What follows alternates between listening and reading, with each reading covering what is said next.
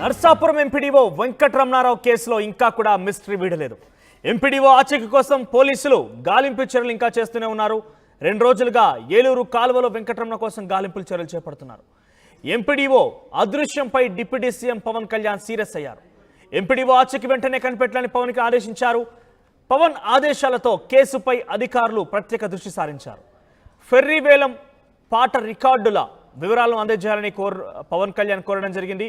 ఇక నర్సాపురం ఎంపీడీఓ కార్యాలయంలో రికార్డులను పరిశీలిస్తున్నారు ప్రస్తుతం అధికారులు. నర్సాపురం డీఎస్పీ శ్రీనివాసరావు ఆధ్వర్యంలో రికార్డుల పరిశీలన కొనసాగుతోంది. మచిలీపట్నం రైల్వే స్టేషన్ నుంచి నేరుగా మధురనగర్ రైల్వే స్టేషన్లో దిగారు ఎంపీడీఓ. ఇక రైల్వే స్టేషన్ నుంచి కాలువ కట్ట వరకు 2 కిలోమీటర్ల వరకు నడిచి వెళ్ళినట్టు గుర్తించారు పోలీసులు. ఇక అర్ధరాత్రి కాలువలో దూకి ఉంటారని అనుమానం వ్యక్తం చేస్తున్నారు.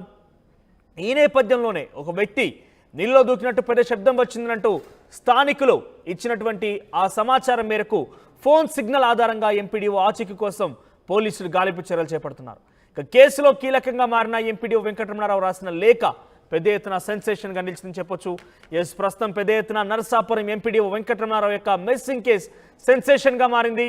ఆయన రైల్వే స్టేషన్ నుంచి సుమారుగా 2 కిలోమీటర్ల మేర నడుచుకుంటూ వెళ్లారు. అయితే అక్కడ స్థానికులు కొంతమంది చెప్తున్నటువంటి సమాచారం మేరకు ఎవరో అర్ధరాత్రి కాలువలో దూకినట్టుగా శబ్దం వచ్చిందన్నట్టుగా వాళ్ళు చెప్పడం జరిగింది. ఈ నేపథ్యంలోనే అక్కడ గాలింపు చర్యలు చేపడుతున్నారు అధికారులు. ఇన్ఫాక్ట్ ఫెర్రీ వేలం పాటకు సంబంధించిన రికార్డుల పరిశీలన కూడా కొనసాగుతుంది.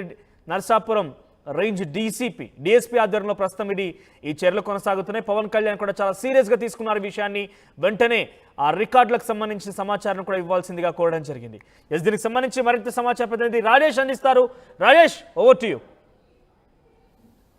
నర్సాపురం ఎంపీడీఓ వెంకటరమణారావుకు సంబంధించినటువంటి కేసు మిస్సింగ్ సంబంధించిన వ్యవహారంలో పోలీసులు కానీ అటు ఇతర అధికారులందరూ కూడా ఆయన కోసం గాలిస్తున్నారు. అయితే 15వ తేదీన ఆయన మిస్ అయినటువంటి రోజున ఆయన ఫోన్ని పోలీసులు ట్రాక్ చేశారు. ట్రాక్ చేస్తే ఆయన విజయవాడలోని మధురనగర్ రైల్వే స్టేషన్ దగ్గర మచిలీపట్నం నుండి ట్రైన్ దిగి మధురనగర్ స్టేషన్లో ట్రైన్ దిగి అక్కడి నుంచి నడుచుకుంటూ వచ్చి ఏలూరు కాలువ నేనున్నటువంటి ఇదే లొకేషన్కి వచ్చి ఆయన ఇక్కడ వరకు ట్రాక్ చేశారు. ఇక్కడ వరకు వచ్చినట్టుగా పోలీసులు అయితే గుర్తించారు. ఇక్కడికి వచ్చిన తర్వాత ఇదే ఏలూరు కాలువలో ఆయన దూకేసినట్టుగా పోలీసులు అయితే అనుమానిస్తున్నారు. అంతేకాదు ఇక్కడ ఉన్నటువంటి కొంతమంది స్థానికులు రాత్రి వేళ మనిషి దూకేసిన శబ్దం కూడా వచ్చిందని స్థానికులు పోలీసులకి చెప్పారు. ఈ నేపథ్యంలో ఇక్కడి నుంచి ఈ స్పాట్ ఏదైతే ఉందో ఫోన్ ఎక్కడి వరకు అయితే ట్రాక్ అయ్యిందో ఇక్కడ ఎగ్జాక్ట్గా ఇక్కడికే ట్రాక్ అయ్యింది. ఇక్కడ తర్వాత ఫోను ట్రాకింగ్ అనేది ఆగిపోయింది అనేది పోలీసులు నిర్ధారించారు. ఈ నేపథ్యంలో ఇక్కడి నుంచి ఏలూరు కాలువ ఇక్కడి నుంచి దాదాపుగా ముందు కేసరపల్లి వరకు అయితే పోలీసులు నిన్న ఉదయం నుంచి కూడా పోలీసులు గాలింపు చర్యలు చేపడుతున్నారు. ఎన్డీఆర్ బృందాలను తీసుకొచ్చి ప్రత్యేకంగా ఈ గాలింపు చర్యలు అయితే చేపడుతూ ఉన్నారు. మొన్న సాయంత్రం ఆయన మిస్ అయినటువంటి 15వ తారీఖు మిస్ అయినటువంటి వెంకటరమణారావు సంబంధించినటువంటి ఆయన ఫోన్ అయితే ట్రాకింగ్ జరిగినటువంటి ప్రాంతం పోలీసు అంతా కూడా ముమ్మరంగా గాలింపు చర్యలు అయితే చేశారు. మొన్న నుంచి కూడా గాలింపు చర్యలు అయితే చేపడుతున్నారు. వాస్తవంగా ఆ రోజు మధ్యాహ్నం 3 గంటల తర్వాత ఒక్కసారి మాత్రమే మచిలీపట్నంలో ఉన్నటువంటి వెంకటరమణారావు తన కుమారుడితో మాట్లాడి పిల్లలు జాగ్రత్త ఏం చేస్తున్నారని మాత్రమే మాట్లాడి తర్వాత ఫోన్ కట్ చేశారు. తర్వాత నుంచి ఇక ఫోన్ స్విచ్ ఆఫ్ రావడం, తర్వాత ఫోన్ చివరికి ఇక్కడ ట్రాక్ అవ్వడం. అంటే మచిలీపట్నం నుంచి ఆయన అక్కడ బండి మచిలీపట్నంలో పెట్టేసి అక్కడ ట్రైన్ ఎక్కి ఇక్కడ విజయవాడ మధురనగర్కి వచ్చారు. మధురనగర్ దగ్గర నుంచి స్టేషన్ నుంచి నడుచుకుంటూ వచ్చి ఇక్కడ మనం ఉన్నటువంటి ఈ లొకేషన్ వద్దే ఆయన కాలువలోకి దూకేసి ఉంటారనేది పోలీసులు అనుమానిస్తున్నారు. అయితే తన సంబంధించినటువంటి తాను ఆత్మహత్య చేసుకుంటే కనుక దానికి కారణం నర్సాపురం ఎమ్మెల్యే ముదురుని ప్రసాద్ రాజుతో పాటు అక్కడ ఉన్న వైసీపీ నేతలని చెప్తున్నారు. తనకి అక్కడ ఫెర్రీకి సంబంధించిన అంశంలో తన ప్రమేయం లేకపోయినా తన డబ్బులు కట్టమంటున్నారు అనేది వెంకటరమణారావు ప్రధానంగా చెబుతున్న నేపథ్యంలో ఆయన లేఖ కూడా డిప్యూటీ సీఎం పవన్ కళ్యాణ్కి పంచాయతీరాజ్ శాఖ చూస్తున్నారు కాబట్టి ఆయనకి లేఖ కూడా రాశారు. ఈ వ్యవహారంలో తనకు న్యాయం చేయాలని కూడా ఆయన కోరిన నేపథ్యం చూసాము. ఏదైనప్పటికీ ఇదే ప్రాంతంలో మీరు చూస్తున్నటువంటి ఇదే ఏలూరు కాలువలో ఆయన దూకేశారని పోలీసులు ప్రాథమికంగా అనుమానిస్తున్నారు. ఆ కోణంలోనే పోలీసులు అంతా కూడా ఈ కాలువని ముందు వరకు కూడా జల్లెడ పడుతున్నారు. ప్రస్తుతం ఈ కాలువల ద్వారా నీటిని విడుదల చేయడంతో ఒకవేళ దూకితే కనుక బాడీ ఏమైనా ముందు కొట్టుకుపోయిందా లేదా అనే కోణంలో కూడా పోలీసులు అయితే గాలింపు చర్యలు అయితే చేపడుతూ ఉన్నారు. ప్రస్తుతానికి వెంకటరమణారావు ఆచూకీ అయితే తెలియలేదు. పెనంలూరు పోలీస్ స్టేషన్లో మిస్సింగ్ కేసు కానీ ఇప్పటికీ నమోదై ఉన్న నేపథ్యంలో ఆ కేసుని పోలీసులు అయితే ఛేదిస్తున్నారు. అంతేకాదు అక్కడ నర్సాపురంలో వెంకటరమణారావుని ఇబ్బంది పెట్టినటువంటి జడ్పీ సీఈఓతో పాటు వైసీపీ నేతల మీద కూడా చర్యలు తీసుకోవాలని ఇప్పటికే డిప్యూటీ సీఎం పవన్ కళ్యాణ్ అయితే ఆదేశాలు జారీ చేశారు. ముఖ్యమంత్రి చంద్రబాబు కూడా ఈ కేసుని వివరాలు అడిగి తెలుసుకుని బాధ్యుల మీద చర్యలు తీసుకోవాలని చెప్పిన నేపథ్యం అయితే ఉంది. ఇంకొక ఏడాది అంటే వచ్చే ఏడాది మార్చిలో వెంకటరమణారావు రిటైర్మెంట్ తీసుకోబోతూ ఉన్నారు. అయితే ఏడాది ముందే ఈ విధంగా జరగడం పట్ల కుటుంబ సభ్యులు కూడా తీవ్ర ఆవేదన చెందుతున్నారు. అంటే ఇన్ని సంవత్సరాలు అనేక విభాగాల్లో పనిచేసినటువంటి వెంకటరామరావు చివరికి ఎంపీడీ హోదాలో రిటైర్మెంట్ అవుతున్నారని సంతోషపడే లోపే ఈ విధంగా జరిగిందని కూడా కుటుంబ సభ్యులైతే ఆవేదన చెందుతున్నారు. అంటే ఎన్నికలకి 4 నెలల ముందు మాత్రమే ఆయన నరసాపురం ఎంపీడీకి వెళ్ళారు. వెళ్ళిన దగ్గర నుంచి కూడా అక్కడ స్థానిక నేతలు తీవ్ర ఇబ్బందులకు గురి చేశారని కూడా కుటుంబ సభ్యులైతే చెప్తున్నారు. ఈ నేపథ్యంలో ఆయన తనని విజయవాడకు కానీ మచిలీపట్నం కానీ బదిలీ చేయాలని మచిలీపట్నం వెళ్ళి జడ్పీసీఓని కలవాలనుకున్నారు. బండి ద్వారా ఆయన కానూరు నుంచి స్వయంగా బండి డ్రైవ్ చేసుకుంటూ మచిలీపట్నం వెళ్ళారు. వెళ్ళిన తర్వాత ఫోన్ చేసి కుటుంబంతో మాట్లాడిన తర్వాత ఆయన మచిలీపట్నంలో ట్రైన్ ఎక్కి విజయవాడ మధుర నగర్కి వచ్చి తర్వాత ఇక్కడ వరకు నడుచుకుంటూ వచ్చి ఈ కాలంలో దూకేసినట్టుగా పోలీసులు అయితే ప్రాథమికంగా నిర్ధారించారు. ఆ కోణంలో పోలీసులు అయితే ప్రస్తుతం గాలింపు చర్యలే చెప్తున్నారు. ఒకవేళ ఆయన గనక బ్రతికుండి ఎక్కడన్నా వేరే ఊళ్ళకి వెళ్ళాం కానీ పోలీసులు అయితే ట్రేస్ అవుట్ చేసే అవకాశం అయితే కనబడుతుంది. ఏదేమైనప్పటికీ రాష్ట్ర వ్యాప్తంగా ఈ ఇష్యూ అయితే సంచలనం రేకెత్తించింది. ఎందుకు ఒక ఎంపీడీఓని బలవంతం చేసి ₹1,00,00,000 కట్టాలని, రోజుకి ₹1,00,000 కట్టాలంటూ ఒత్తిడి చేయడంతో పాటు అక్కడ ఫెర్రీ నిర్వాహకుడిని పట్టించుకోకుండా ఎంపీడీఓ మీద ఒత్తిడి తేవడంతో ఇదంతా జరిగిందని కూడా కుటుంబ సభ్యులు అయితే ఆరోపిస్తున్నారు. ప్రస్తుతానికైతే ఈ ఏలూరు కాలువకు సంబంధించిన అంశంలో చాలా దూరం అంటే గన్నవరం వరకు పోలీసులు అయితే గాలింపు చర్యలు చేపడుతున్నారు. ఇంకా ముందుకు ఏమన్నా దొరికే అవకాశం ఉంటుందనే కోణంలో కూడా అక్కడ ప్రత్యేక బలగాల చేత అయితే గాలింపు చర్యలు అయితే చేపడుతున్న పరిస్థితి అయితే ఉంది. కెమెరా పర్సన్ విజయ్తో రాయేష్ RTV విజయవాడ నుండి. నరసాపురం వెంకటరమణారావు మిస్సింగ్ కేసుకు సంబంధించినటువంటి అంశంలో పోలీసులు ముమ్మరంగా గాలింపు చర్యలు చేపడుతున్నారు. ఫోను ట్రాకింగ్ ఇప్పటికే చేసినప్పటికీ ఇంకా ఎటువైపు వెళ్ళారు ఏంటి దానిపైన ఇంకా స్పష్టత రాని నేపథ్యంలో ఈ కేసుకు సంబంధించి డిప్యూటీ సీఎం పవన్ కళ్యాణ్కి ఆయన ఇంటి నుండి వెళ్ళేటప్పుడు ఒక లేఖ రాశారు. ఈ లేఖ పైన నిన్న సాయంత్రం డిప్యూటీ సీఎం పవన్ కళ్యాణ్ స్పందించారు. వెంటనే దీని మీద యాక్షన్ తీసుకోవాలని కూడా చెప్పిన నేపథ్యం ఉంది. అసలు నరసాపురంలో ఏం జరిగింది, ఎందుకు ఆయన ఇంటి నుంచి వెళ్ళిపోవాల్సి వచ్చింది, డిప్యూటీ సీఎం పవన్ కళ్యాణ్కి ఎందుకు లేఖ రాయాల్సి వచ్చిందో తెలుసుకుందాం. ప్రస్తుతం ఆయన తన పెద్ద తనయుడు మహేంద్ర ఉన్నారు, మాట్లాడదాం. సార్, మీతో కానీ లేకపోతే మీ కుటుంబ సభ్యులతో ఎవరితోనైనా నరసాపురంలో ఏం జరిగిందనే అంశాలు మీతో షేర్ చేసుకున్నారా? ఎందుకు ఆయన ఇంటి నుంచి వెళ్ళిపోయారు? ఆయన 24th January జాయిన్ అయ్యారండి ఎంపీడీఓగా నరసాపురంలో. అంతకుముందు ఇక్కడే చేశారు. సో అక్కడికి వెళ్ళింది జస్ట్ 4 months బ్యాక్. వెళ్ళిన దగ్గర నుంచి ఆ ఫెరీ ఇన్సిడెంట్ వల్ల వాళ్ళ ప్రెజర్ తట్టుకోలేక ఆయన వాళ్ళ అమౌంట్ కట్టట్లేదు. ఈయన ప్రెజర్ చేసి కట్టించాడండి. కట్టిస్తే వాళ్ళు ఫర్దర్గా ఇంకా ఏం కాదు మిగతా అమౌంట్ కట్టాల్సింది ఉంది, ఇంకా 55 లక్షలు ఎంతో, అది కట్టట్లేదు. అది కట్టకపోతుంటే ఈయన కంటిన్యూస్ ప్రెజర్ తీసుకొస్తుంటే ఆయన హెరాస్ చేస్తున్నారు బ్యాక్ ఎండ్లో విత్ హెల్ప్ ఆఫ్ ఎక్స్ఎమ్మెల్యే అని చెప్పారు సార్ మాకు. ఎక్స్ఎమ్మెల్యే వైసీపీ ఎమ్మెల్యే గారు ప్రసాదరాజు గారు. సో అది మాకు చెప్పింది ఇన్సిడెంట్. సో ఇది కంటిన్యూస్గా 3-4 months నుంచి ప్రెజర్ అయితే జరుగుతుంది ఆయనకి. వాళ్ళ CEO గారికి చెప్పినా కూడా చూద్దాము అని ఒకసారి అన్నారంట. రెండోసారి ఏమో ఎప్పటికప్పుడు ప్రెజర్ చేసి కట్టించాలేదు, ఎట్లా కట్టించండి, కట్టించకపోతే మీ దగ్గర నుంచి రికవర్ చేస్తారు, మీరే కదా దాని కన్సర్న్ ఇన్ఛార్జ్ ఆఫీసర్ అని చెప్పి ఆయన్ని ప్రెజర్ చేసినట్టున్నారు. అదే మాకు చెప్పారు మా ఫాదర్ కూడా. సో కట్టించాలి అనేసరికి ఆయన ప్రెజర్ తీసుకొని లేకపోతే రికవర్ చేసుకుంటాం. మా ఫాదర్ రిటైర్మెంట్ ఉంది నెక్స్ట్ ఇయర్ 2025 మార్చిలో ఉంది. సో ఆయన దగ్గర నుంచి రికవర్ చేసుకుంటారో లేకపోతే ఆయన పరుగు పోతుందేమో అనే ఉద్దేశంతో ఆయన ప్రెజర్ చేయడం వల్ల ఇది ఇలా అయింది. అమౌంట్ ఎంత కట్టాల్సి వస్తుంది? వాళ్ళు ఆల్మోస్ట్ 1 crore పైన కట్టాలి సార్. 1 crore కట్టాలి. 1 crore ప్రెజర్ చేసి ఈయన కొంత కట్టించాడు. కట్టించిన తర్వాత అది కూడా 1 lakh ఎవ్రీడే కట్టాలి యాజ్ పర్ వాళ్ళ కాంట్రాక్ట్ ప్రకారం. ప్రతిరోజు ₹1,00,000 కట్టాలి. ఆ ₹1,00,000 కట్టకపోగా ఎబ్స్కాండ్ అయిపోయాడు ఆ ఫెర్రీ ఆపరేటర్. హైదరాబాద్లో కూర్చొని మా అబ్బాయికి బాగాలేదు అది ఇది అని చెప్పాడంట.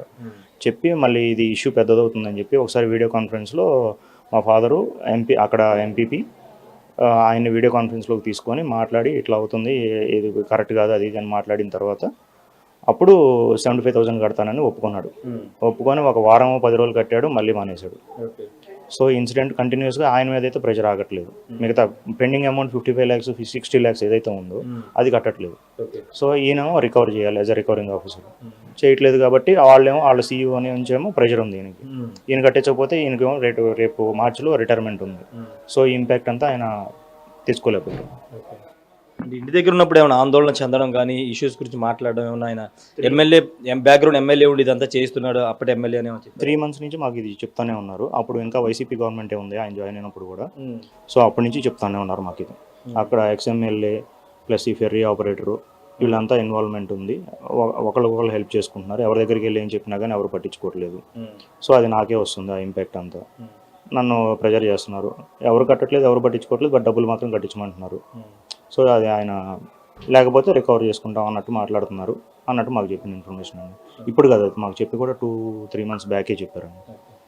అంటే అక్కడ జడ్పీ సీఈఓ గానీ ఎవరైనా కలిసే ప్రయత్నం కానీ ఈ ఇష్యూ సార్ట్అవుట్ చేయలేదు. సీఈఓ గారికి ఆల్రెడీ చెప్తేనే అక్కడ పట్టించుకోలేదు కదండి.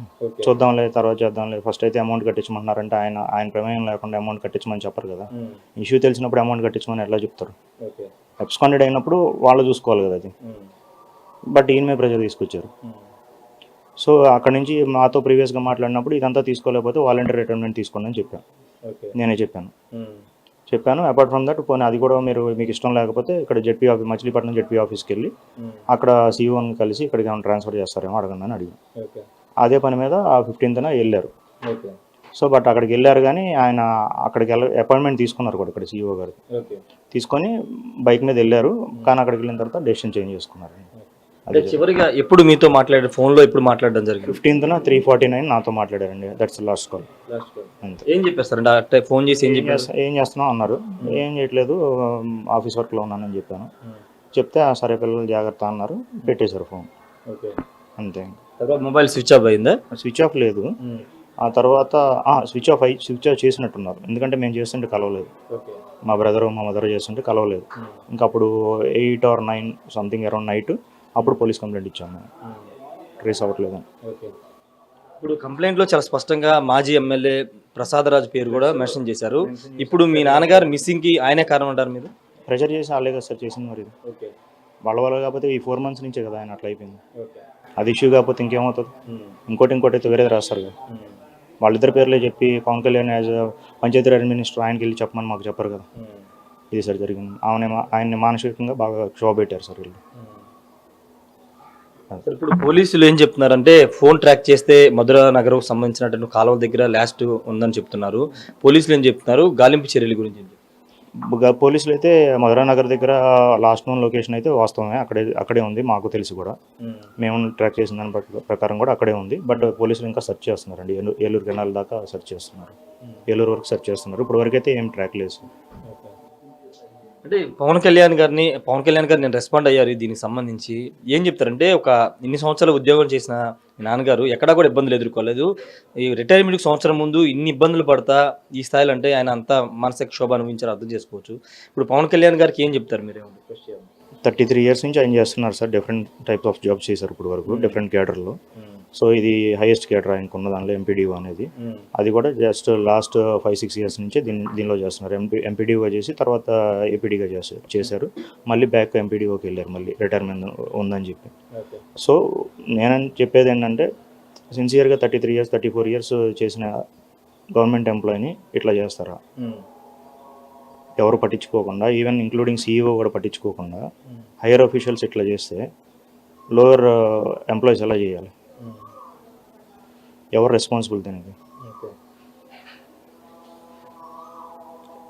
అందరూ డైరెక్షన్ ఇస్తారు సార్, బట్ చేయాలి కదా. అది నేను చెప్పేది. పవన్ కళ్యాణ్ గారు దీని గురించి ఆలోచించి రిక్వైర్డ్ యాక్షన్ తీసుకోవాలని యాజ్ ఎ మినిస్టర్ అంతే. పవన్ కళ్యాణ్ గారని కాదు, నాకు as a minister, Panchayati Raj minister ఆయన యాక్షన్ తీసుకోవాలి. అంటే ఇప్పుడు మీ నాన్నగారు ట్రేస్ అవుట్ చేస్తున్నారు. ఒకవేళ ఇది ఇన్సిడెంట్ కనుక ఫర్దర్గా మీరు ఏం డిమాండ్ చేస్తారంటే అధికారుల మీద చర్యలు తీసుకోవాలా, ఎమ్మెల్యే మీద చర్యలు తీసుకోవాలా, ఎవరైతే డబ్బు ఎగ్గొట్టి వెళ్ళిపోయారో వాళ్ళ మీద చర్యలు తీసుకు ఏం డిమాండ్ చేస్తారు?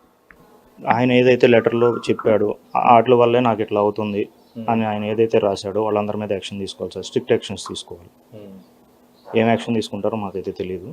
బట్ లీగల్గా లేకపోతే ఎఫ్ఐఆర్ ఫైల్ చేయాలి సార్ ఫస్ట్ వాళ్ళ మీద. అంటే ఇష్యూ గురించి ఏమైనా పవన్ కళ్యాణ్ కలిసి ఏమన్నా మరోసారి ఏమన్నా మీరు మాట్లాడతారా? పవన్ కళ్యాణ్ గారు ఎమ్మెల్యే గారు మాట్లాడారు సార్ మాతో. అక్కడ నర్సాపురం ఎమ్మెల్యే గారు బొమ్మిడి నాయక్ గారు మాట్లాడి చూద్దాం, ఫస్ట్ ఇది ట్రాక్ అయిన తర్వాత తీసుకెళ్ళి మాట్లాడిస్తాము, కల్పిద్దాంలేండి, ముందు ఇది ఫోకస్ చేద్దాం అని అన్నారు. దాన్ని బేస్ చేసుకొని రేపు ఎల్లుండో ఒకసారి ఆయన ఫ్రీ ఉన్న దాన్ని బట్టి మాట్లాడతాం సార్. ఓకే, అంటే న్యాయం జరుగుద్ది అనుకుంటున్నారా? ఒకవేళ జరుగుతుందని అనుకుంటున్నాం సార్. మా ఫాదర్ కూడా నమ్మకం ఉంది కాబట్టి ఆయన లెటర్లో ఆయన పేరు ప్రస్తావించారు. న్యాయం చేస్తారని అనుకుంటున్నాం. Thank you sir. ఖచ్చితంగా న్యాయం జరుగుతుందని ఒక నమ్మకాన్ని అయితే వ్యక్తం చేస్తున్నారు. ప్రస్తుతం అయితే నెంబర్ ట్రాక్ చేయడం ద్వారా పోలీసులు అయితే ముమ్మరంగా గాలింపు చర్యలు అయితే చేపడుతున్నారు. చివరిగా 15వ తారీఖు మధ్యాహ్నం 3:50 మాట్లాడారని చెప్తున్నారు. అక్కడ ఉన్నటువంటి మాజీ ఎమ్మెల్యే ముదునూరు ప్రసాదరాజు చీఫ్ విప్గా పనిచేసినటువంటి ఆయన వెనక బ్యాక్గ్రౌండ్ ఇదంతా నడిపించారు. అక్కడ వైసీపీ నాయకులు కూడా దీంట్లో కీలక పాత్ర వహించారని చెప్తున్నారు. ఖచ్చితంగా ఈ ఘటనకు సంబంధించి ఇష్యూలో ఉన్నటువంటి ఫిర్యాదు ఎవరి మీద చేసో వాళ్ళ మీద ఖచ్చితంగా యాక్షన్ తీసుకోవాలని డిమాండ్ చేస్తున్న పరిస్థితి. కెమెరా పర్సన్ విజయ్తో రాయేష్ ఆర్టీవీ. ఇక నర్సాపురం ఎంపీడీఓ వెంకటరమణారావు కేసులో ఇంకా కూడా మిస్టరీ వీడలేదు. ఆయన కాలువలో పడి ఉంటారంటూ కొంతమంది స్థానికులు ఇచ్చిన సమాచారం మేరకు అధికారులు అక్కడ గాలింపు చర్యలు చేపడుతున్నారు. ఎవరు అర్ధరాత్రి వచ్చి ఇక్కడ కాలువలో దూకినట్టుగా తమకు శబ్దం వినిపించిందని స్థానికులు చెప్పిన సమాచారం మేరకు కాలువలో కూడా అధికారులు